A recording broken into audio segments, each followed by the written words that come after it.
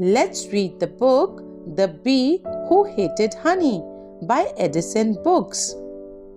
In a buzzing hive, not far from an old tree, there lived a peculiar bee. It was a bee as peculiar as a bee could be.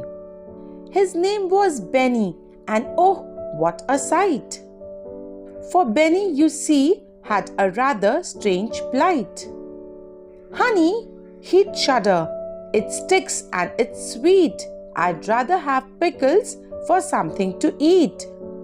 A bee who hates honey? It's quite a piece of bee news. The queen bee was puzzled, her advisers bemused. But Benny buzzed boldly with dreams in his head of salads and sandwiches, of cheese and of bread. He'd fly past flowers with nectar so sweet, and instead he'd find gardens with veggies to eat. He'd rather tomatoes, zucchinis and peas, ignoring the flowers and nectar-filled trees. The hive was aflutter with buzzes and stares, but Benny just hummed with no worries or cares. He built his own kitchen right there in the hive and cooked up a feast, feeling oh so alive.